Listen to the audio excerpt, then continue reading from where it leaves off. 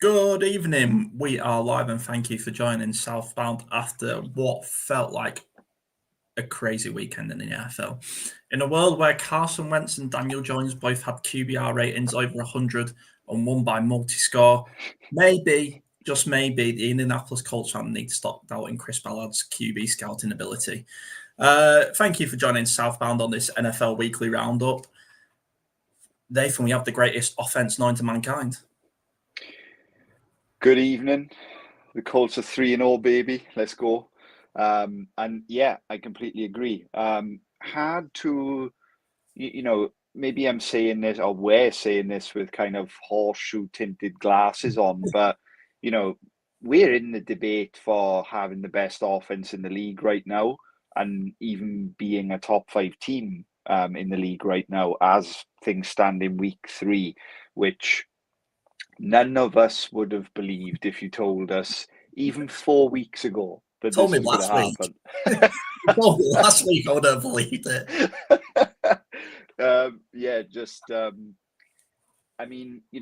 We've spent a lot of time trying to find a word for it, but this offense just feels functional. It feels efficient, and it just finally feels like it's operating at a good and sometimes great level. Mm-hmm. Yeah, thanks to everyone for joining. A few people watching. If you're new, thank you for subscribing and liking and commenting and enjoying this roller coaster of a ride. Apparently, it's a roller coaster that only goes up for Indianapolis Colts fans.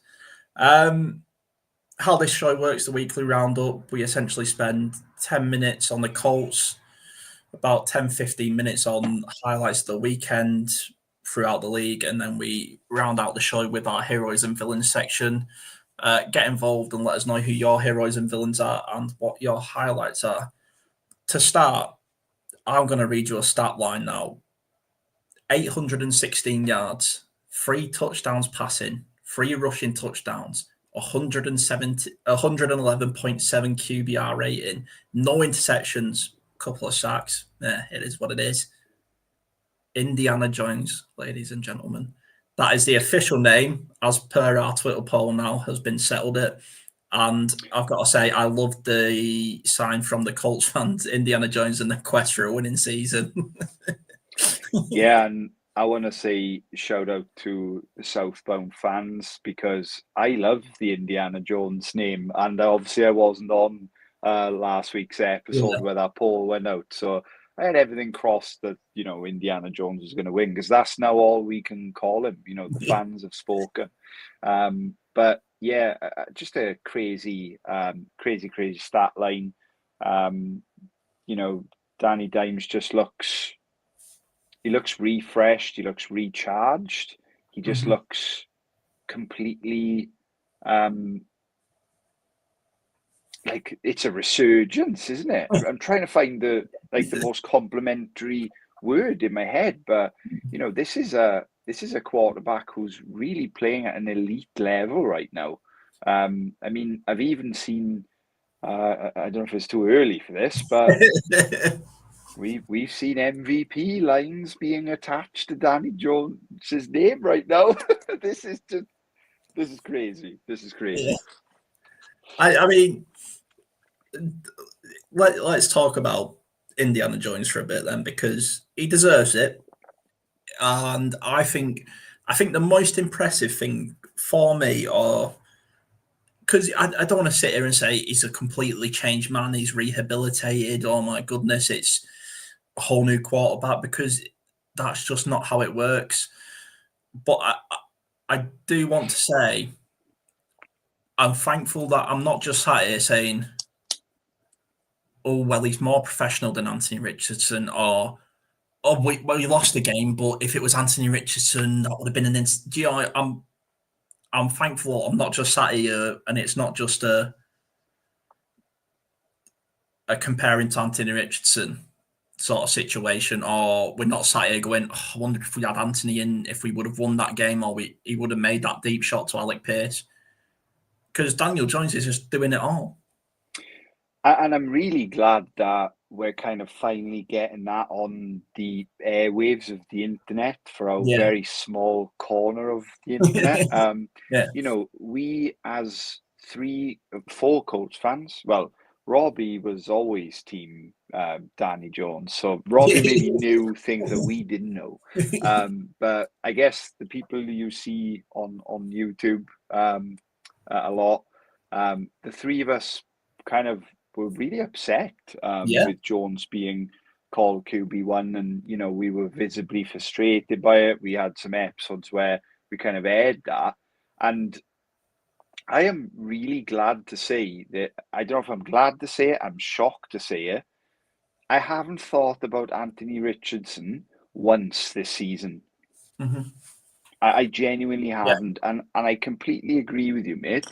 It's so nice to not have to come on to this show and defend what he's done, or and as you say, if buts and maybes, or Yeah.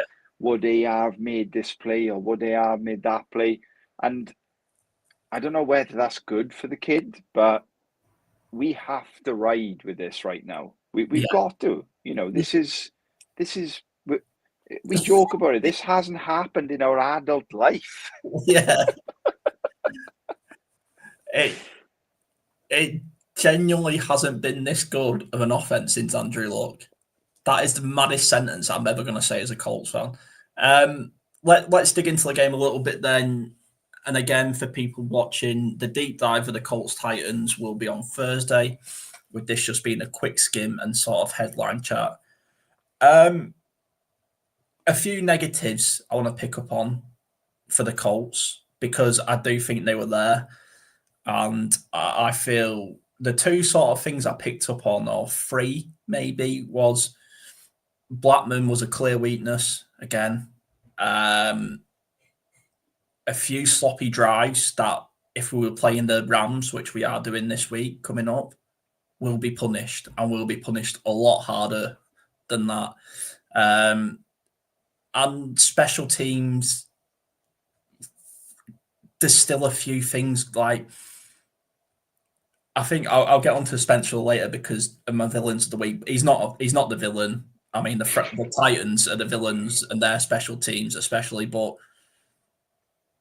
that miss from 51 wasn't the biggest miss in the world, and there was weird stuff going in the air.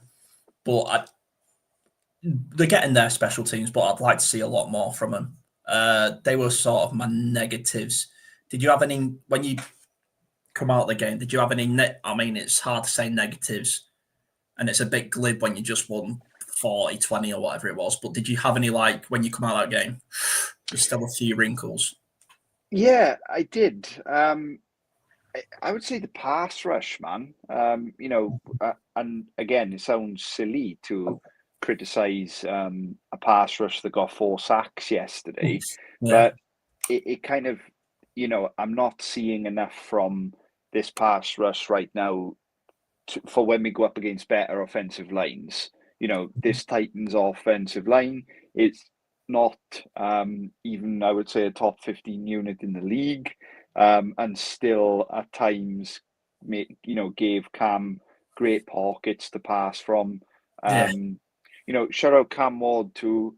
We are, trying to shine a bit of a spotlight on the AFC South as a whole, Mm-hmm. in this podcast. And Cam Ward looks like he's going to be a great pro in this league. But yeah, pass rush concerned me ever so slightly, and I thought Shane was weak in that kind of dull segment of the first half where Mm-hmm. we were kind of just exchanging field goals, and it was very, very sloppy. Yeah. Some of the play calling was just like head scratching, but Mm-hmm. then he, as always, he proves me wrong, and he kind of puts everything right. But yeah, this pass rush needs to come up against, I think, a really good O line for us to truly get an insight into how it performs. Yeah. The defense, I can't lie and say I wasn't getting frustrated with Luan and Rumoy this weekend, which, again, easy to say when you've won the game, right? But when we just have to get off the field sometimes. Bend don't break always results in the other team getting points, and I felt it was, and they were, goodness knows why the Titans' offensive coordinator refused to run the ball and go up tempo, because the Colts couldn't keep up when they did that. But they kept us on the field too long. I felt, I get it, right? You don't blitz every play, but I felt we give Cam Ward and their offensive line too much respect. Yeah, I think we were tired Yeah. in drives too. We looked tired. We looked lethargic. There were Mm-hmm. some drives where, I'm pretty sure we had our third rotation Yeah. defensive line on the field. And shout out Taekwon Lewis, who had 2 sacks as a result of being a part of that unit. Yeah. But yeah, I agree, man. There was some kind of sticky drives, but one thing I want to ask you is, Mm-hmm. how nice did it feel to come out of those scenarios and put 41 points on the board?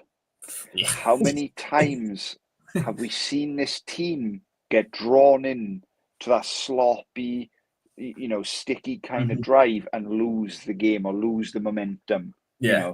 That for me was a huge positive. Yeah. And it's never going to change over one off season. It's not just you get someone new in and it's all perfect. Um, like we say, rather than sloppy and unprofessional games and unprofessional quarters, it's becoming sloppy and unprofessional drives, which is a difference. But we can't, especially going up against the Rams, we can't give Sean McVay that time, No, because no, of course we can't. he will just, he will pick you apart. And yeah, 3-0 was great while it lasted. But anyway, that's enough of the Colts right now, because this is a league wide show as we look to the Colts on Thursday a bit more deeply. Games of the week. I've got 3 games that I want to talk about. Which games have you got? Yeah, take us away, man, and I'll scratch off any that I'm matching you Yeah. on. That's absolutely fine. The first one I've got, mainly because we're going to be playing this team in Germany, but Panthers, the Carolina Panthers, 30, the Atlanta Falcons, nothing, 0, zilch, against the Panthers. This has been a crazy weekend of the NFL, and you say, you were sat there head scratching a few of Shane's play cut. I'm sat there scratching, thinking, if I'm a Falcons fan, I'm outside the building protesting. I want my coach, I want the owner, I want everyone gone.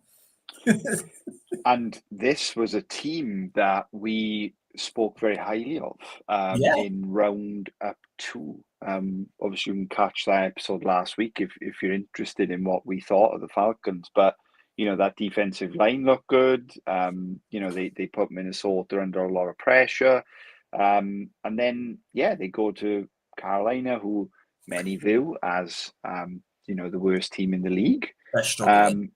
and get 30 zilch. And shout out to one of my friends, Bryn, who will definitely not be watching this show, but he is going to be in Berlin with us, mate. He's one of my mates who's coming with us. He's a Falcons fan, so hopefully we can beat them 30-0 in Berlin.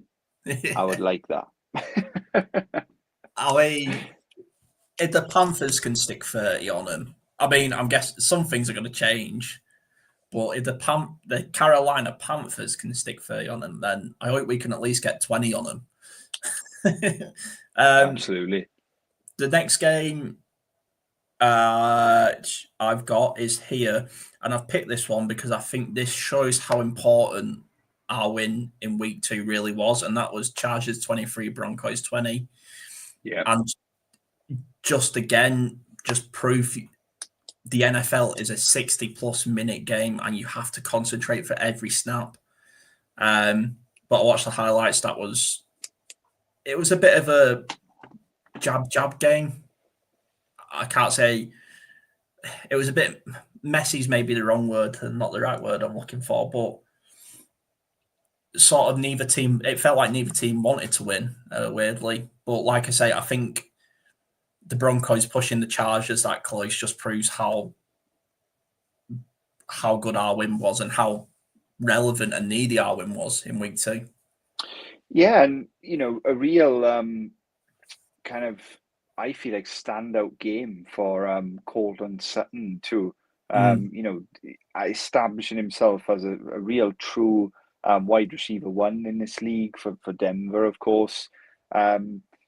Painful 2 weeks in a row. Denver have had to watch a field goal, put them in the L column, and yeah, it was just, this is like a high volume game, elite coaching going on here. The real chess match kind of game. Herbert looks excellent too. Is this the year that he takes that step that kind of, I feel like football fans want him to take, because he's kind of got the monster arm and he can do it all. And I think shout out to whoever in that building brought back Keenan Allen too. Yeah. Because they had a fantastic connection pre Allen obviously exploring the market and going to Chicago. And he looks like he's never left. That is Herbert's safety net, and it's working perfectly. And I think when you've got a passing offense like that, you need that safety net player. So yeah, a really fun game to watch. Couldn't take my eyes off the fourth quarter, actually. And I think this is the year where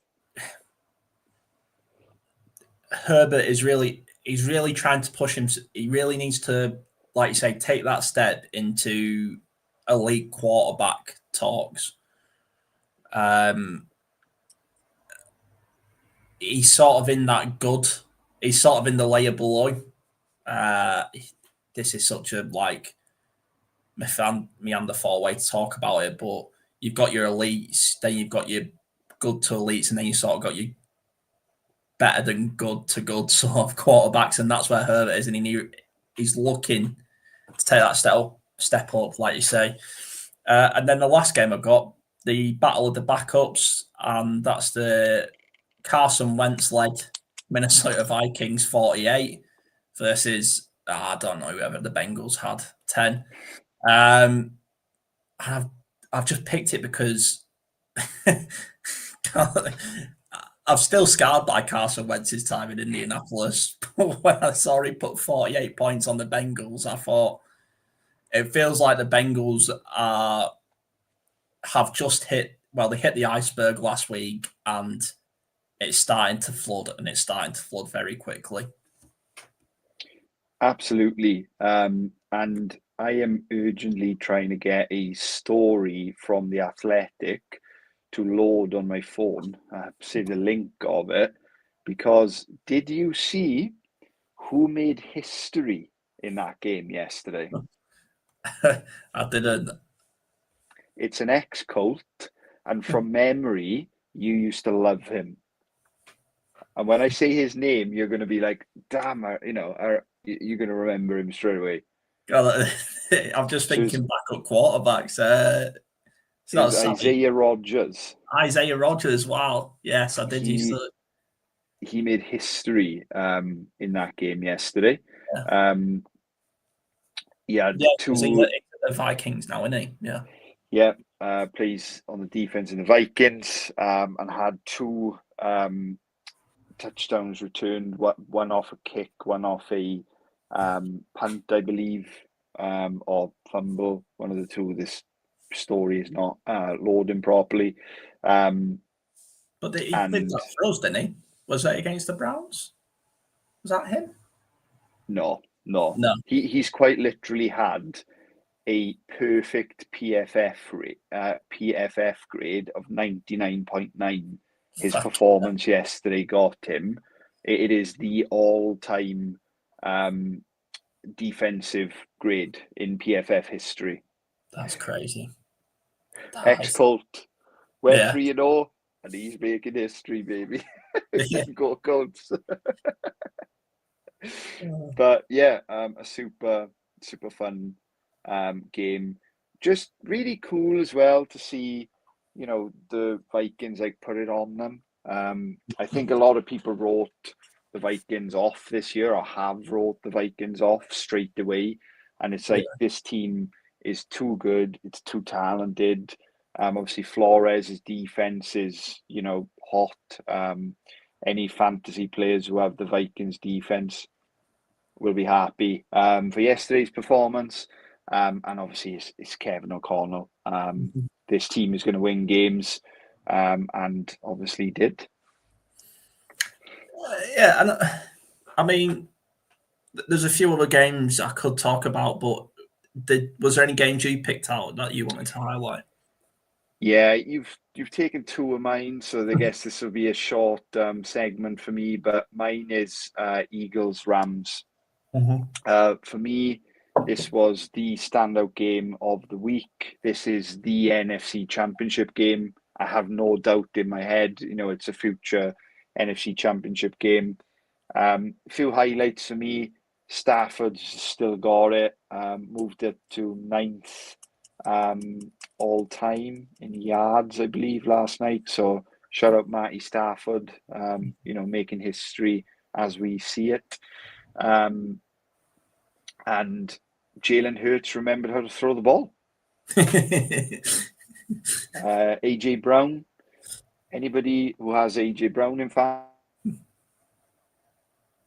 fantasy, Bodfire, I've put my hand up twice to that joke. Was really frustrated even yesterday when he was sitting on 0 points. But of course, had a mega game at the end. His yards after catch were insane. He was just bullying people out there. Ended the game on 109 with a touchdown. So AJ Brown is hopefully back. This league is better with AJ Brown in it, and when he's performing at a high level. And I just think like the Eagles are so much better when they come away from that, we're just going to run it all over you type of feel that they've had for the first two games of the season. But what a miraculous ending. For anybody who's not seen this game, watch it. Watch the highlights now. Pause Southbound. Watch the highlights and come back. And spoiler alert, it literally goes to the last kick of the game. And I won't say what happens, but amazing. Absolutely amazing. This for me is it was like a preview of the NFC Championship game. I mean, on that, because I've watched the highlights of the Eagles so far this season, and like I've said before, I'm quite a big Nick Sirianni fan. I've got a lot of time for him. Obviously, he's linkage to the Colts, but it's also felt like his linkage to Frank Reich, and it's felt a bit Frank Reichy at the minute for the Eagles, and that's mad to say, but when you said then, it just like that run all over you, think it really rang out like I'd like the Vietnam PTSD flashback of just like run the damn ball in the back of my head. It just like jumped to the front. I was like, yeah, that feels about right. I mean, a few other games I'll touch on quickly then, because I thought you might have chosen them, but the Bears proving why Jerry Jones is the most hated man in Dallas right now. Yeah. Also, the oldest quarterback in the world refusing to let Shador Sanders get a single snap at quarterback. Joe Flacco-led Cleveland Browns. I mean, I don't think Joe Flacco did much leading at all to his stat line, but beat one of the favourites, one of the NFC favourites in Green Bay, which was a shock. Yeah, I think it'd be remiss as well to not mention, obviously, the other AFC South divisional game. Yeah, of course. Jacksonville Jaguars took on the Houston Texans. Mhm. The Jaguars won 17-10. Houston starts 0-3. What has happened to this Texans team? What's happened to CJ Stroud? And how in the world are they 0-3? Who would have predicted that? No, I think, especially after the Daniel Jones announcement, I think a lot of people had Texans at one in the AFC South. Completely. Yeah. This is, and how much do we preach it, mate, on this show? We're Colts fans. We know this story too many times. And franchises just haven't learned from Andrew Luck and the Colts, but franchises still refuse to, to protect their quarterback because there's a shiny new toy. Yeah, you got 15 running backs. Great. You still haven't got an offensive line. And I know what I can tell you what's happening to CJ Stroud is he's a young quarterback in the game, not a rookie because he's had a few years, but he's a young quarterback in the game where now the PlayStation, Madden stuff, the college stuff, what he could do is not paying off because you haven't got an offensive line. And I think Cam Ward as well, like we said, not a problem with Cam. I mean, the quicker he's off the Titans because he's been traded because he wants to be out of there, the better for us. So keep it up, Tennessee. But these franchises just refuse to learn the lesson of Andrew Luck and the Colts, and it's just honestly mind blowing to me that I'm sat here with 3-0 because we've done the most simple thing in football, which is protect the quarterback. And we are, I love regurgitating pointless stats that enter my head all week. Hopefully the listeners like it too. But we are one of 4 homegrown offensive lines in the league, as in everyone on our line is people that we've drafted and developed. Yeah. 2 other teams who are that are the Philadelphia Eagles, who I would say are viewed as having the best line in football, and the Detroit Lions, who are viewed as probably also arguably having the best line in football. So Colts are in really good company right now, and I think it's really easy, and I'm sure we'll talk about this on Thursday, but it's really easy to get caught up in Daniel Jones and Jonathan Taylor, etc. But watching this line is electric every week. If you like offensive line play like I do, it's just a joy to watch right now. It's making it look like he's got about 15 seconds to throw the ball. And even when he does get rushed, he just spins out of it and runs upfield anyway. So so that was the highlights, the games highlighted throughout the week. Have you got any highlighted plays? I didn't really highlight any plays because if I highlighted any plays, it was just sort of becoming Colt-centric. So I sort of stayed away from it. I have highlighted plays because this was one of the most ridiculously entertaining segments of Red Zone in recent history. And you're all going to know what I'm referring to, hopefully. It was when I'm going to have to spoil it. I said I wouldn't spoil it like 5 minutes ago. But the Rams are there, ready to kick a field goal. And next thing we know, we see Jordan Davis running at a scary speed to return the kick for a touchdown. And obviously the Eagles go on to win. Pretty insane comeback win for Philadelphia Eagles. Then all of a sudden, Scott Hansen takes us to Tampa Bay, where the exact same thing happens. Carbon copy thing happens. They block the field goal. The Jets take it up the field. Everybody thinks the Jets are going to win. And then Baker does what Baker's been doing for the last 2 years. Just a high execution. drive to put the ball back in the Bucks' hands, and ex-Colt Chase McLaughlin gets the win. Just want to say to any Bucks fans that are listening, Emeka Egbuka looks like an absolute stud. They must be so happy that they drafted him. Like I said, I don't think I could choose a player because it has just felt like the NFL is drunk this weekend. I honestly, like, if you hit a 20 leg parlay this weekend, then I want to know what year of the future you came from, because some Back to the Future stuff. Rounding out the show, then, this is our last part of the show. This is heroes and villains. We picked a couple of heroes, couple of villains. Could be Colts, could be anyone else. Doesn't have to necessarily be a player. Could be a manager. Could be a staffer. Could be a fan. Could be anything. So we'll start negative because I just want to rub it in a bit more. But I've got two villains. I'll start out of the AFC South. My first villain is Jerry Jones. Goodness, I would not show my face in Dallas if I was that man. And the second villain I've got is just the whole of the Titans franchise. I try not to swear. What a joke. I was getting frustrated for him. I mean, fair play if you want to mug your own place kicker off and get him a delay of game and push him back so he misses the kick.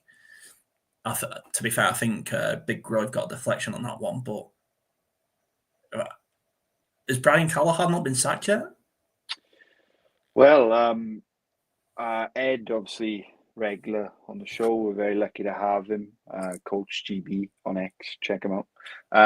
He gave us his villain too before we went on air, and his villain was also Brian Callahan.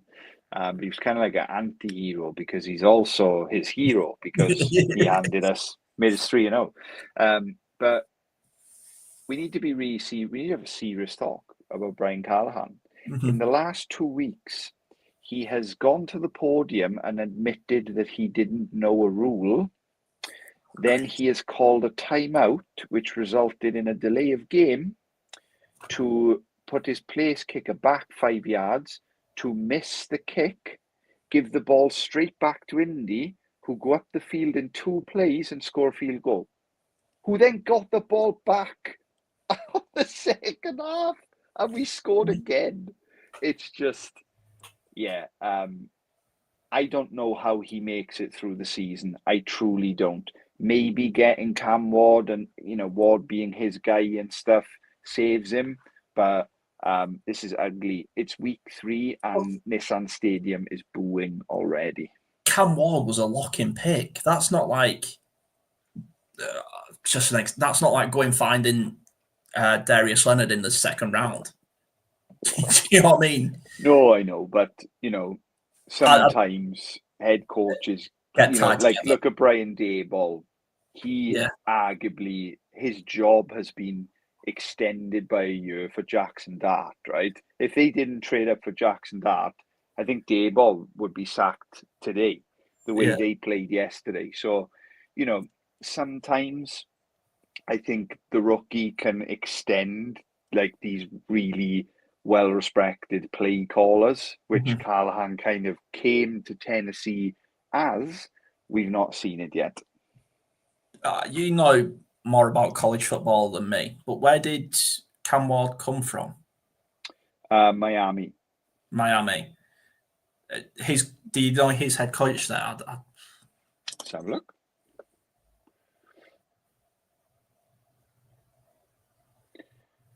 Cam Ward in college. So, yeah, he was at Miami.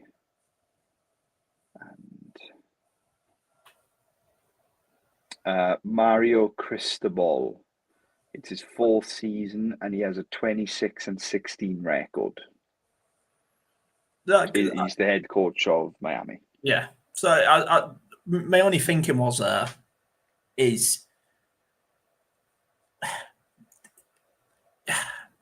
don't know.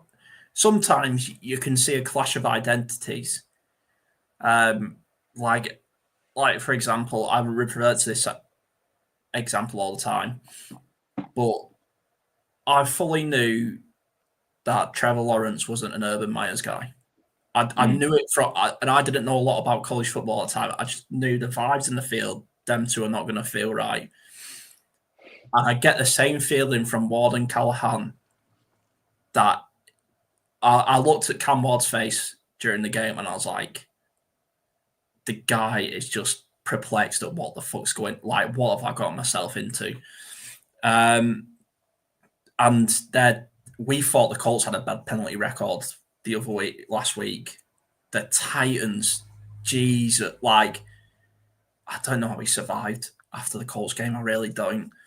Well, let's have a look at their next three. Titans. Yeah.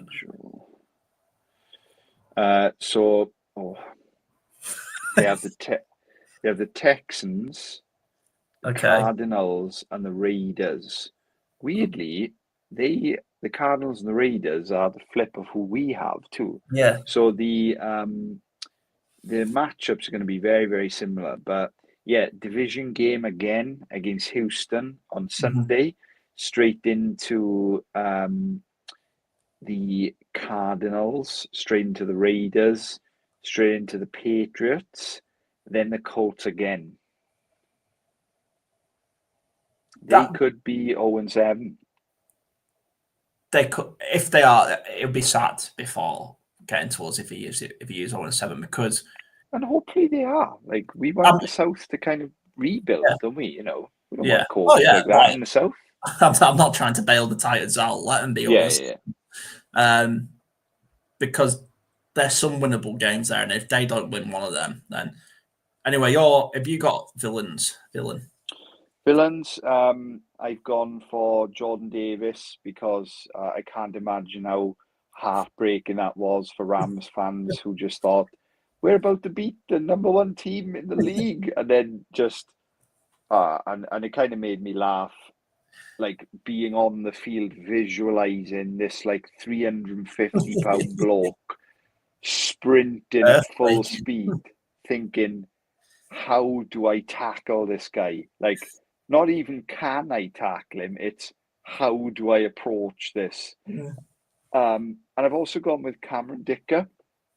Yeah. Because did you see Bo Nix's face on the sideline when that field goal went in? I can't say it. He just looked, the camera pan, like they always do. Yeah. The field goal went over and the camera went straight to Bo Nix, and he just looked, as you can imagine, you know, no sportsman wants to lose, and he just looked devastated. And you know, they were in it the whole way, weren't they? It was a really fun game to watch, and Denver were excellent at times yesterday. So yeah, I've gone with Cameron Dicker being the villain. Broncos currently sitting at 1-2, losing 2 in a row to a field goal. So I'm sure we'll see some changes there. And I realise we're dragging on a bit, so I'll speed it up. But my two heroes, the first being Caleb Williams, who went for 300 yards and 4 TDs. Jesus Christ, what a game. And my second one, I mean, there's so many Colts I could pick from that game. But he's making a run for MVP of the league, and that's Jonathan Taylor. What a game. What a game. I didn't even get his stat line because it was just the angry running. His 2 touchdowns. His 2 touchdowns were candidates for angry run.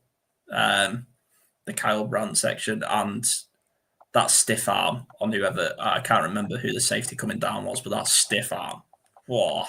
That was a good old, we felt like I think it was Ladarius Sneed. Yeah. The old Chiefs corner who we were linked with heavily. I'm pretty sure he put him on his ass, which was sweet. That was a sweet feeling. But yeah, they're my 2 heroes. So weirdly, I also had Caleb. Yeah. How have we both landed there? I mean, it's an outstanding stat line from Caleb Williams. Let's be real. Yeah, he was fantastic. He was dialing it up. The trick play that Ben Johnson called was magical. If you have not watched that game, watch the highlights on YouTube or the Zone, wherever you get your football. It is so cool to watch. I have two other heroes, mate. DeForest Buckner, I've just wrote rugby. He was destroying people from sideline to sideline. It was so good to watch. And again, I'm going to bat for my guy. I predicted him as my outside Colts MVP this year. It's Nick Cross. Nick Cross, number 20. Yeah. Nick Cross had a great game for us. And again, it's very easy to just talk about Daniel Jones all the time. And, we've talked about the offense so much, but, this defense is playing rejuvenated right now. I just can't get enough of watching Cross make tackles. We've not seen enough of that in the last 3 years. I have to call it out too. I'm a huge fan of, O-line plays. Tyler Warren's block from full back to set up Taylor's touchdown run was legendary. It's why you draft him. It's a simple. This is a multi-tool at tight end we've got, and it's fantastic to see. And I mean, because I'm feeling good on one last one. Quentin Nelson for giving the Tennessee's Titans cornerbacks, defensive backs, linebackers the worst game of their life. For Jonathan Taylor's second one, I think it was like the 4-yard one where he essentially took 5 people over the touchdown into the end zone. Go back. I'm not gonna, like I say, I'm not going to spoil it, but go back and just watch Quentin Nelson on that play. If you want to see a Hall of Fame lineman, unreal. I don't even want to spoil it because I won't do it justice. But have you got anything else, Nathan? No, I think we've hit the nail on the head there, mate. Obviously, join us on Thursday, guys, where we'll obviously deep dive Tennessee a little more. And I think you're going to get to see some fear from the Southbound team, because this is the game that we were all worried about. And to say that we're going into a 3-0 is unbelievable. Yeah. It's unbelievable. So yeah, hopefully we do a good job of setting up how excited we are for Sunday. There we go. Yeah, I'm so happy to be going into this game 3-0 rather than 1-2 or 2-1. So happy. Thanks everyone for joining. This has been our NFL Weekly Roundup, and we'll see you all Thursday.